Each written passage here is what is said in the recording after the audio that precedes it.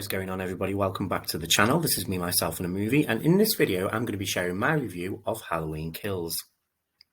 But before I get into it, as always, if I can kindly ask you to hit that subscribe button. I really want to hit 250 subscribers before the end of the year, so that would be greatly appreciated. Hit that like button, that just lets me know that you're enjoying the content that I'm putting out on the channel recently, and hit that bell notification button so you don't miss any future Halloween or horror content. Now, before the release of Halloween Ends, I think it would have been fair to say that Halloween Kills was the most divisive movie in the Halloween franchise. Obviously, that has changed now since we've seen Halloween Ends. And Halloween Kills is a movie for me where I think there's a group of people that really love it. They are die-hard Halloween Kills fans. They think it's the best thing in the franchise. Then there's an opposing group where people think it's the worst thing in the franchise. And then there's somewhere comfortably in the middle where people love a lot about it and also dislike a lot about it. And I think that's where I comfortably sit with this movie. Now, I do have a very love-hate relationship with the movie. Like I just said, it is one that I really love so much about, and I think some of the decisions are the best they've ever made in the franchise. However, there's a lot of it that I dislike and think some of the decisions and directions they choose to take in this movie are some of the worst in the franchise. So it's a very conflicting movie for me and quite frustrating, really, because when you love a lot of a movie, it's so frustrating when it lets you down in other areas. So I'm going to get into what I liked and disliked about Halloween Kills. Now, I shouldn't have to say it, but as always, especially just recently, it needs to be said. It's just my opinion. It doesn't change your experience or love for the movie. If you liked things that I disliked, that's great. If you disliked things that I liked, that's also great. It would be very boring if we all liked the same things. So getting into what I liked about Halloween Kills. So I have to start by talking about the flashback scene that we get at the beginning of the movie. In the lead up to the release of Halloween Kills, when we was made aware that there was a flashback scene, I was so concerned because there's so much that they could have potentially got wrong, but they really knocked it out of the park with this flashback scene. Every little detail is so identical to that 1978 vibe. They get Michael spot on. They get, of course, Dr. Loomis, which is just, it still blows my mind how they found somebody who looks so similar to Dr. Loomis. It's not any special effects, it's all practical work. I think they did amazing with that. The Myers house, even stuff down to the police cars and the police officers' uniforms, and just the general overall vibe of Haddonfield itself. The firefight scene is, again, one of my favourite scenes in the entire franchise. Now, I do see a lot of people criticising this scene, despite it being so cinematically amazing. People have the complaint that Michael isn't a spree killer, he isn't a massacre killer, he stalks and he kills, and I understand that. However, I've always been quite curious to see how Michael would deal with a group of people, because he is a killer who just kills one person at a time. I think the closest thing to a group of people we've seen him kill before the firefighter scene and the mob scene in Halloween Kills, of course, would be Halloween 6, where he kills in the operating theatre.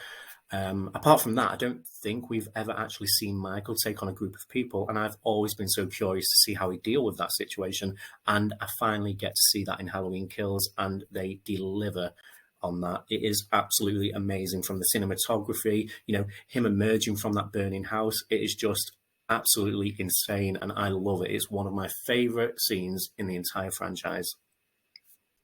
Jamie Lee Curtis, again, delivers a stellar performance as the character of Laurie Strode. I think even though she's relegated to a hospital bed for the majority of the movie, I don't really care. She's Jamie Lee Curtis, she's Laurie Strode. She puts her heart and soul into playing that character, and it definitely, it shows on screen. And I don't care if she's relegated to a hospital bed. She still delivers in this movie, albeit with some questionable dialogue, which I'll get into later in the review.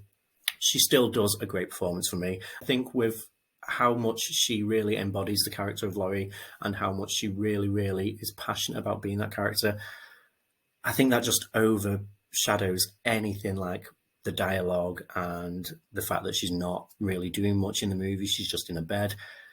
Her performance just overshadows all of that for me personally. Now, the character of Alison, played by Andi Matichak, I love her in this trilogy overall, but in Halloween Kills, I think she's got to a point where she's actually lost more than Laurie Strode, and that's even before she loses Karen later on in the movie.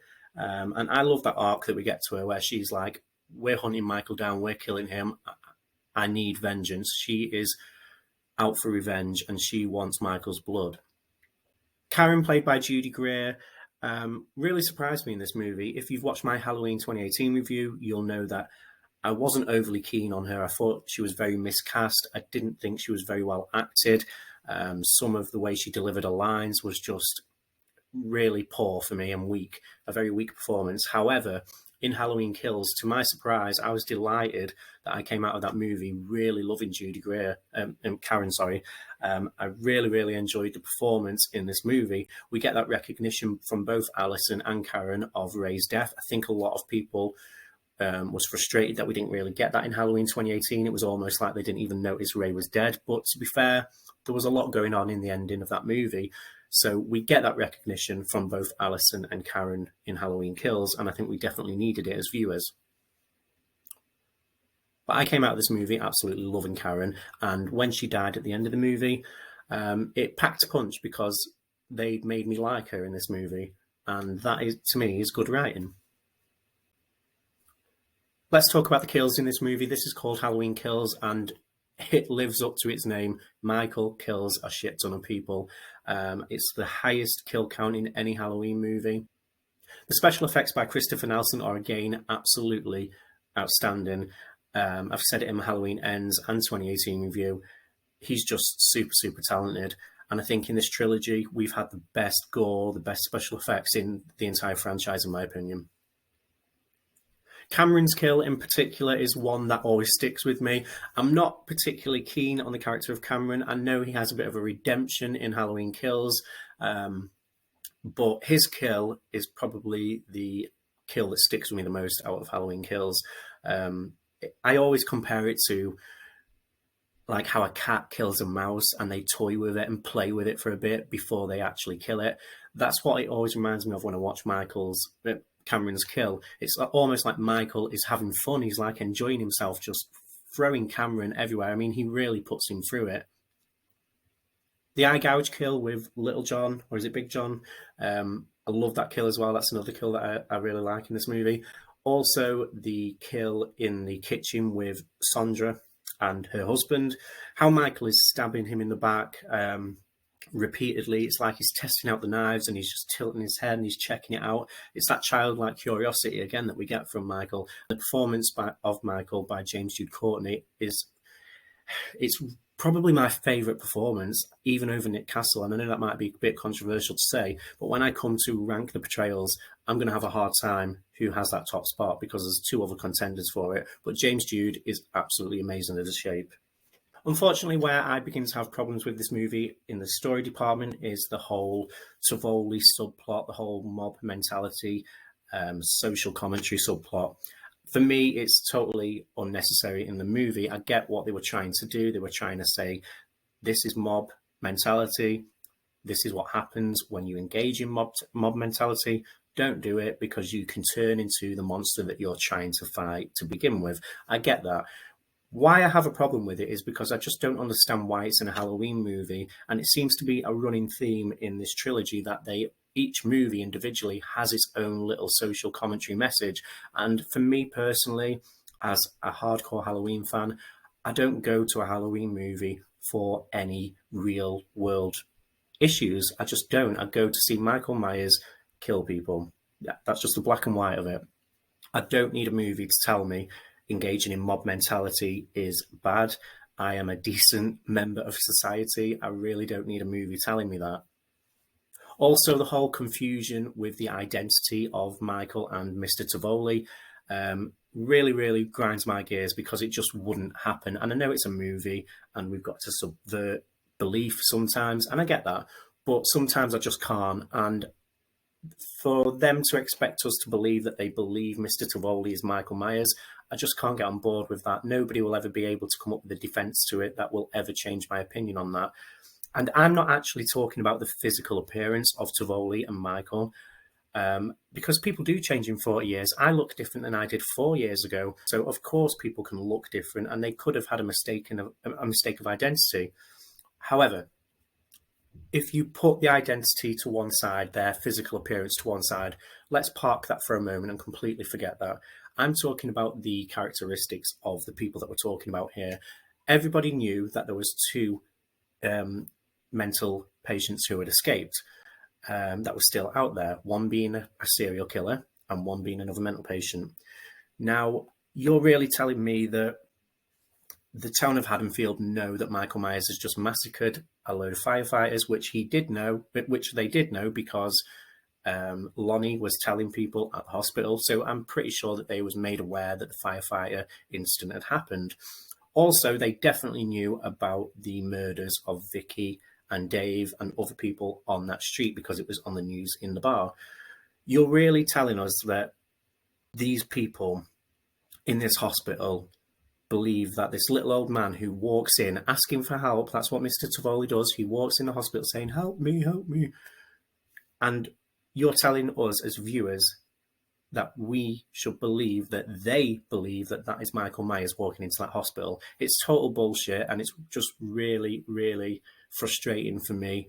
And it really does overshadow the movie for me because it just wouldn't happen. You have Tommy Doyle prior to Tivoli walking into the hospital describing Michael Myers as this apex predator, this predator that needs to be stopped because if he isn't, we will all meet our demise by him.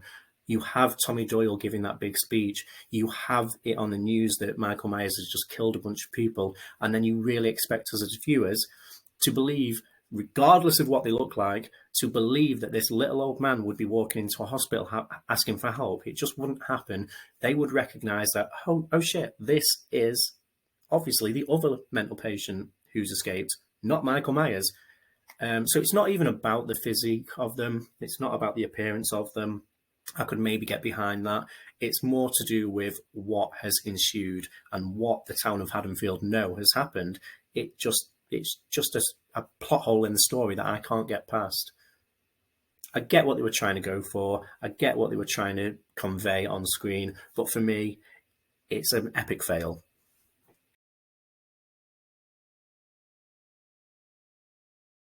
Tommy Doyle and all of the other legacy characters, for me, it was a massive wasted opportunity. You get all of these characters back from the 1978 original. I know all of them weren't the original actors, but you have Lindsay, played by Kyle Richards, you have Tommy Doyle, played by Anthony Michael Hall, and then you have Nurse Mariam, who were all coming back with a lot of history with Michael. For me, you had this golden opportunity to really, really explore these legacy characters and utilize them well, and unfortunately they was nothing more than fan service. They was there to be seen and then there to be killed by Michael. Of course, Lindsay survives and we see her in Halloween Ends, but like I said in my Halloween Ends review, I won't keep bashing her because I'm not into that, but I just don't rate Kyle Richards at all. I think it was nice for nostalgia, but other than that, I don't think she's a talented actress. I don't think that what they were given was anything to work with to begin with. It was just a wasted opportunity for me. They could have utilised those characters so much better, but they just didn't. Again, the humour in this movie falls flat on its face for me. There isn't one moment in the movie where I find it funny at all. We have the characters of Big John and Little John, who a lot of people love, and I love that people love them, and they do find them funny.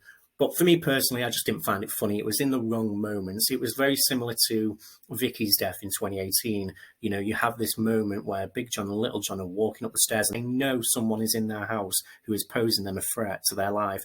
And that would have been so full of tension if that humour or attempt at humour wasn't there. But it's just prolonged all the way through to Michael killing them. And for me, it just totally diminishes any tension. And I don't know if the humour is maybe because I'm British and there's you know, we have a bit of a different sense of humour. I don't know. But for me, there's never a moment in this movie where I find it funny, unfortunately. And last but not least, probably my biggest problem alongside of the mob mentality subplot is the dialogue in this movie. The dialogue is horrendous. Every line is like it's meant for a trailer or like a little clip for a promotional clip. It's just awful dialogue. I've said it in my Halloween Ends review that I prefer the dialogue in that movie much more. But in Halloween Kills, it's just painful, some of the dialogue. So all in all, guys, I have a great time with Halloween Kills. It is a great movie in many ways, but at the same time, there's so much about it that ruins it for me, and I find really frustrating. And if those parts wasn't in the movie, it would score a lot higher for me. But personally, this is a solid 3 out of 5 movie. So that is it for today, guys. Thank you so much for watching. If you enjoyed this video, hit that subscribe button. Let me know what you think down below in the comments. Let's get the conversation started. Hit the like button and that bell notification button so you don't miss any future Halloween or horror content. I'll be back next week with a video. I think I'll probably be ranking the franchise. I'm not too sure yet, but it's likely that I'll be ranking the franchise next week. So do stick around, hit the subscribe button, and take care of one another. And remember, guys, it's just a movie.